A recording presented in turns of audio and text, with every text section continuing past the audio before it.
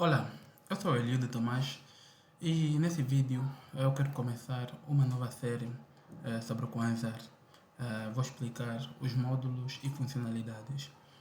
Com este vídeo inicial eu quero explicar as configurações iniciais que o usuário deve fazer após criar uma conta. Eu criei uma conta no Kwanzaa com o módulo Gestão Integrada. E o primeiro passo que eu devo dar é ir em configurações e depois dados da empresa. Aqui em dados da empresa, nota que ao criar a conta eu não preenchi nenhum campo para poder vir aqui e preencher. Em NIF vou colocar o NIF da empresa. Estou a exemplificar, vou preencher com XX. E-mail, vou colocar o e-mail da empresa.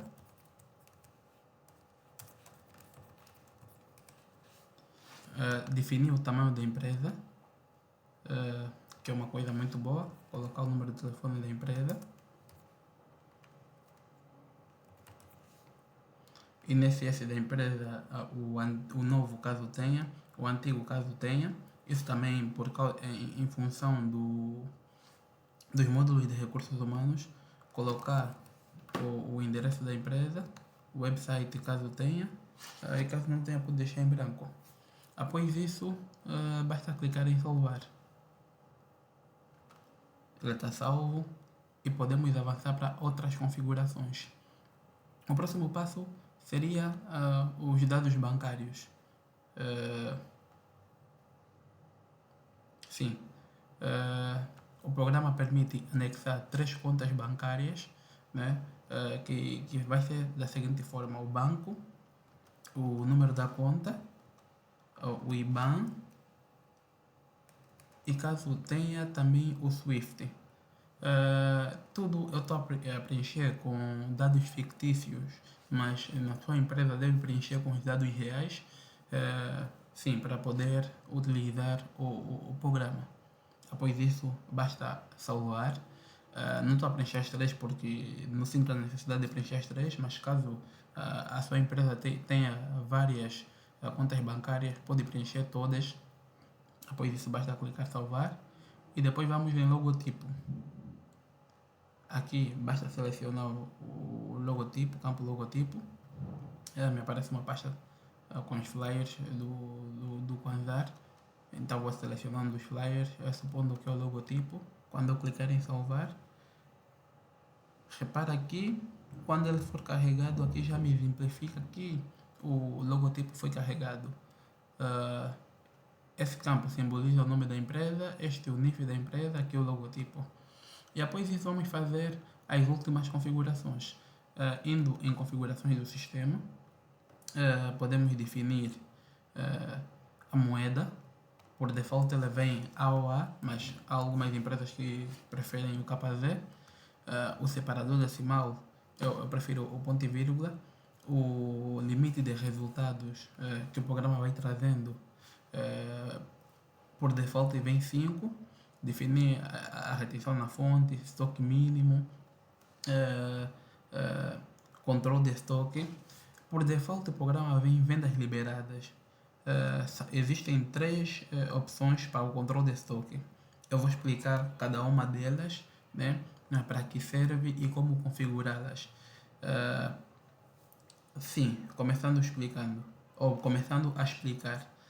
Vendas liberadas permite com que a empresa venda produtos, né, que estão registrados, mas não tem estoque. Controle de estoque só vai vender aquilo que tiver no estoque. O que não tiver no estoque ele não permite sair. Equilibrado, ele vai vendendo o que tiver no estoque, mas quando acabar permite ainda assim emitir faturas. São essas 3 vertentes que nós temos e nos próximos vídeos vou tirar exemplos com cada uma dessas vertentes, mas por hora podemos deixar em controle de estoque. Sim, podemos selecionar a retenção na fonte, já vem por default 6,5%. Podemos selecionar o método de pagamentos padrão do programa, se é transferências bancárias, cartão de débito ou numerário. eu gosto de deixar em cartão de débito, selecionar o regime de IVA na qual nos encontramos. Temos aqui os três regimes: o regime geral, simplificado e o regime de exclusão. Eu vou deixar no regime de exclusão porque estou a testar para o regime de exclusão e selecionar a taxa de IVA default do programa, né? Também por default eu vou deixar zero, mas caso a sua empresa se encontre no regime de IVA ou no regime simplificado, pode selecionar o 7%, no regime geral 14,5%, dependentemente do produto. Sim. Outras opções não vou validar, porque aqui é para essas opções, é para o programa, essas três opções, para o programa trabalhar com a taxa de câmbio, né? Vou validar mais lá para frente. Isso como? Aquelas empresas que o produto está atrelado ao dólar. Então, sempre que o câmbio do dólar subir, o preço sobe, e sempre que o câmbio do dólar baixar, o preço do produto baixa. Mas isso eu vou explicar mais lá para frente e deixando assim. Até aqui, a última configuração que eu gostaria de validar é a seguinte: integração, faturação e tesouraria. Se deixar sim, todo e qualquer movimento que for feito na área de faturação vai cair na tesouraria. Se deixar não, as duas áreas não vão estar interligadas. Avançando para a última configuração, vamos em configuração. Depois disso, temos que clicar salvar. Após salvar, podemos avançar para configurações do RH. Lembrando que eu vou fazer a apresentação completa. Aqui, selecionar o que faz sentido para a sua empresa ou o modo como a sua empresa funciona. Por exemplo, a sua empresa permite com que o colaborador faça horas extras. Caso sim, pode colocar sim. Caso não, deixa não. O horário de trabalho diário, 8 horas. Acho que é o padrão, é o default. Pausa para o almoço, 1 hora. A escala de trabalho, né?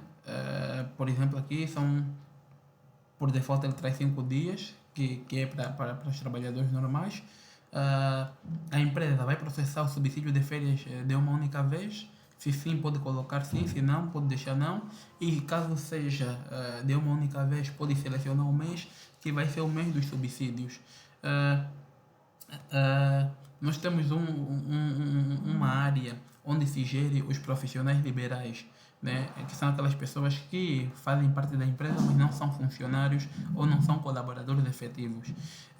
Nós chamamos de colaboradores liberais ou fornecedores. Então aqui ele pergunta: queres descontar a retenção na fonte dos fornecedores? Caso o vosso acordo permita descontar a retenção na fonte, pode colocar sim. Descontar os fornecedores os descontos fiscais, que são o IRT e o INSS. Caso o acordo também permita, coloca sim. Agora, aqui temos essas opções: desconto automático de IRT, desconto automático de INSS. Essa é para aquelas empresas que ainda, né, que ainda não operam com base aqueles critérios que o Estado exige, certo?